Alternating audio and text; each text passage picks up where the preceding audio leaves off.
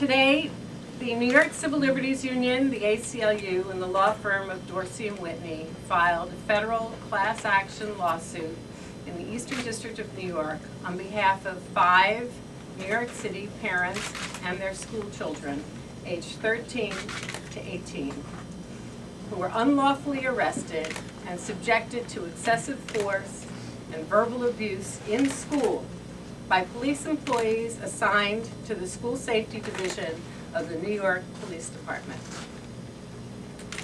The abuses documented in this complaint, here's the complaint, and you all have copies. The abuses documented in this complaint shocked the conscience. Students were handcuffed, arrested, perp-walked, jailed, pushed, shoved, knocked to the ground, threatened, taunted, injured, denied medical care, illegally interrogated, intimidated, and humiliated by school safety officers who were supposed to be there to protect them. And why were they subjected to these abuses? At worst, they broke a school rule. No crime. Yet they were arrested, even beaten by police personnel for such transgressions as disrespect, writing on the desk, trying to wait outside of school for mom, cell phones, being late to class or lunch, even going to the bathroom. I kid you not, it's in the complaint. And the painful and humiliating experiences of the named or pseudo-named plaintiffs who stepped forward to bring this lawsuit are by no means an aberration.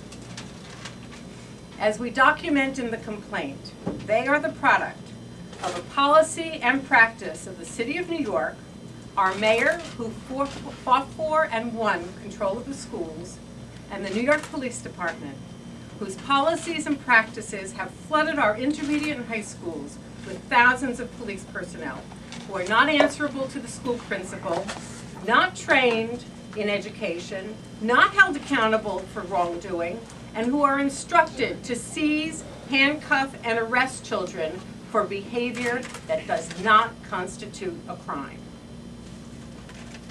And although the city has been on notice for years about unlawful arrests and excessive force against children, the problems continue. Education is a fundamental right. It's the key to a child's future success in life, her independence economically, her ability to participate in civil society, and her dignity. Every child has the right to go to school in a safe and secure environment. But the policies and practices that have made the New York Police Department the enforcers of school discipline and brought street tactics into our schools, treating children as if they were suspects, creates a hostile environment that undermines education, pushes children out of school, fuels the prison pipeline, and violates children's fundamental rights, not to mention their dignity. Let there be no mistake. This is not a problem in all schools, in all neighborhoods in New York City. It is most pronounced in schools with large populations of African American and Latino students, and that's who has suffered the most as a result of these policies and practices.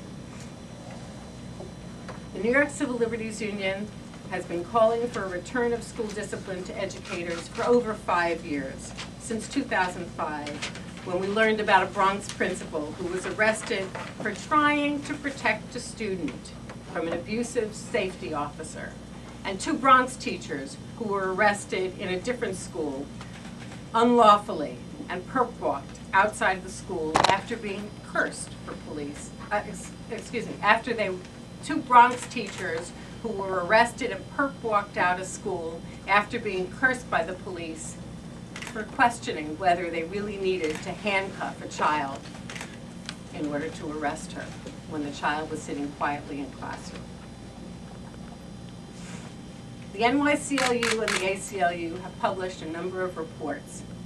We published this one with the ACLU, Criminalizing the Classroom. 3 years ago. We published this one, Safety with Dignity. These reports document the problem and identify schools with high-risk populations that achieve greater educational success and have better safety records without excessive policing. Our mayor prides himself on being the education mayor. And he's proud of his administration's reliance on facts and data to determine policy. And in today's State of the City, he will no doubt tell us that scores are up and crime is down in the schools. But here's what he won't tell you. We have nearly twice as many school safety officers in our schools as guidance counselors. The numbers have increased dramatically during the Bloomberg administration. Those numbers are over 5,200 school safety officers and only 3,000 guidance counselors. He won't tell you that the School Safety Division of the New York Police Department, standing alone, just the School Safety Division, is larger than the entire police force of all but 4 major cities in the United States.